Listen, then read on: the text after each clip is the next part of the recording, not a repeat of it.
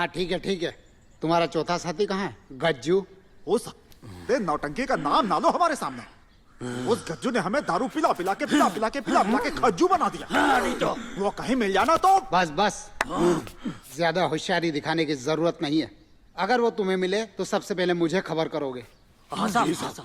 इससे पहले कि कोई तुम्हें थाने में देखे, निकलो यहाँ से। चलो भागो। अरे हुआ क्या है, कुछ बताओगे भी या यूं ही घुग्गू की तरह इस दीवार को ही ताकते रहोगे? तुम तो चुप ही रहो पंडितान। ये सब तुम्हारे कारण हुआ है। हमारे कारण? और नहीं तो क्या। ना हम रास्ते देखने जाते, ना घंटा चोरी होता, ना वो पुलिस वाला हमें थाने में बुलाकर हमारी बेइज्जती करता। अरे पंडित जी, तो आप कौन सा मंदिर में बैठकर रात भर चौकीदारी करने वाले थे? और वो घंटा तो आपके घर में रहते हुए भी चोरी हो सकता था। और इन सब के लिए आप हमें क्यों दोष दे रहे हैं? हमने तो आपको वहाँ इसलिए भेजा था ताकि जब आप वहाँ से लौट कर आए तो हमें बता सके कि रासलीला कैसी रही और क्या क्या हुआ। अब क्या बताए पंडितान, अगर हमने बताया कि रासलीला कैसे हुई तो हमारी धोती ढीली हो जाएगी। जब लोगों को मालूम पड़ेगा कि हमने शराब पीकर नचनिया के साथ ठुमके लगाए, फिर तो धोती नीचे ही गिर जाएगी। अरे भगवान, मुझे शंकर बचा लियो। कुछ बोलेगा? अरे कुछ नहीं बोले हम। काम करो अपना, जाओ यहाँ से। काम ही कर रहे थे और जा रहे हैं। हाँ तो जा, भाग। नाच मिठी कहीं की बेटियां रासलीला में हो। लक्ष्मी, मुझे बताओ, मैं पिछले आधे घंटे से यही सवाल पूछ रहा हूँ और तुम बार बार वही जवाब दिए जा रही हो। कुछ तो बताओ, उस रात को इस वारदात को किसने अंजाम दिया था?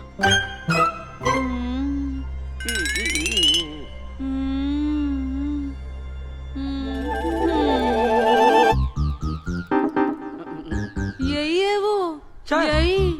किसी ने मंदिर का घंटा चुराया, मेरे पति को मारा, मेरा बच्चा चुराया। यही है। सर ये पागल है, इसकी बातों मत आइए। देखिए ये पागल आपको भी पागल बना देगी, मुझे भी पागल बना देगी। इसके पागलपन में फंसने से अच्छा है कि हम इस पागल को पागल खाने भेजते हैं। बात तो तुम ठीक कह रहे हो। अगर ये यहाँ रहेगी तो हमारे किसी काम की नहीं है। और अगर इसे पागल खाने में इलाज के लिए भेज दिया गया तो शायद हमारे काम आ सकती है। और अगर बाद में इसकी बात सच निकली तो कहाँ गया? गया।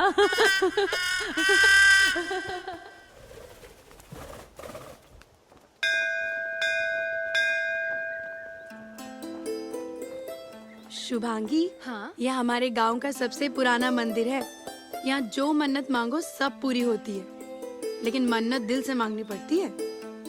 यार पप्पी, मैं शहर से तेरे गांव घूमने आई हूँ, कोई मन्नत मांगने नहीं आई। और वैसे भी भगवान ने मुझे सब कुछ दिया है, बस तलाश है तो एक अच्छे जीवन साथी की। तो जीवन साथी ही मांग ले, अच्छा वर मिलेगा।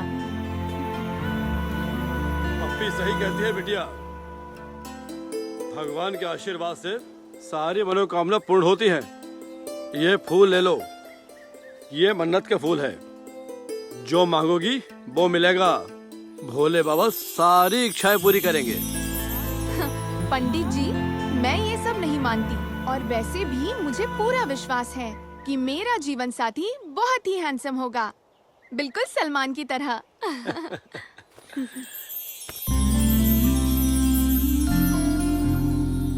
और मेरे बारे में क्या ख्याल है?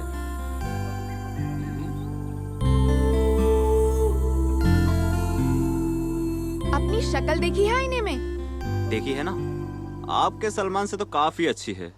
लेकिन सलमान की इतनी बड़ी बड़ी मूछें नहीं होती। अरे मुझे तो ठाकुरों की आन बान और शान की निशानी है। अब कहने को तो मुझे पंडित जी की भी नहीं है, तो क्या पंडित जी सलमान खान बन जाएंगे? क्यों पंडित जी? अरे भैया, मुझे अपने पसड़े में मत घसीटो। अरे मैडम, अपना ये फूल तो लेते जाओ। इसे तो तुम अपने पास ही रखो, मुझे कुछ मिले ना मिले, तुम्हें जरूर कुछ मिल जाएगा। मिल जाएगा नहीं, लगता है मिल गया। तो बताइए क्या समस्या आप लोगों की? ठाकुर साहब, रामगढ़ में कुछ ऐसी समस्याएं हैं जो कभी हम हमारे पुरखों से सुना करते थे, और वो है पानी की। ठाकुर साहब, बारिश होने की वजह से नदी में पानी तो आ रहा है, लेकिन उसका पानी रहस्यमय तरीके से उतर रहा है। पता नहीं ये पानी जाता कहाँ है। ठाकुर साहब, सबसे पहले तो गजानन की मौत हुई, उसके बाद में उसकी पत्नी लक्ष्मी बेचारी पागल हो गई। और तो और ठाकुर साहब, उसके कोख में जो बच्चा था वो भी मर गया। ठाकुर साहब, लगता है हमारे गांव को किसी की नजर लग गई है। अब तो पूरा गांव आपके भरोसे है। बाबूजी, अगर बारिश के दिनों में नदी का जलस्तर लगातार गिरता रहा तो वो दिन दूर नहीं जब हमारा गांव सूखे की चपेट में आ जाएगा। बात तो बिल्कुल सही कह रहे हो। समस्या तो है, लेकिन ये पहली बार नहीं हुआ है। हमारे दादाजी के समय भी ऐसा ही हुआ था। तब हमारे दादाजी ने प्रण लिया था कि वो महादेव को चांदी का घंटा अर्पित करेंगे, लेकिन जब से दादाजी का घंटा चोरी हुआ है ना। जीजा जी, दादाजी का घंटा नहीं, दादाजी की निशानी घंटा। वही तो बोल रहा हूं मैं। तो तब से विपदाएं बढ़ गई हैं। इस समस्या का बस एक ही समाधान है कि उस चांदी के घंटे की जगह पे कोई सोने का घंटा अर्पित करे। और हम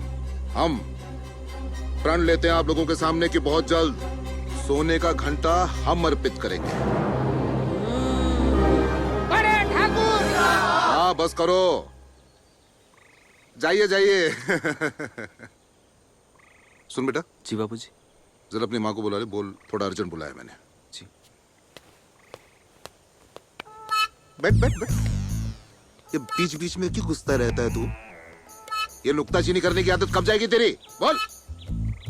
जीजा जी, नुक्ताचीनी नहीं करूंगा तो लफ्जों के मायने नहीं बदल जाएंगे। नुक्ता गलत लग गया तो खुदा से जुदा, जुदा से खुदा नहीं हो जाएगा। खुदा से जुदा, जुदा से खुदा, बस यही करता रहे तू। जा अपनी दीदी को देख, आई क्यों नहीं अभी तक? जी। लो जी, मैं आ गई। लो। हाँ जी, आइए आइए, पधारिए। जी, कहिए क्या बात है? अरे आपको हमने इसलिए बुलाया, हमारा जो बेटा है ना, हमारी तरह जवान हो गया है। अच्छा जी, तो क्या शादी नहीं करवानी उसकी? कोई लड़की वड़की देख रखी है क्या आपने? हाँ, कनकपुर गया था। वो मेरे पुराने दोस्त है ना दशरथ लाल जी, वो मिल गए। उन्होंने अपनी बेटी का जिक्र छेड़ा, मैंने अपने बेटे का।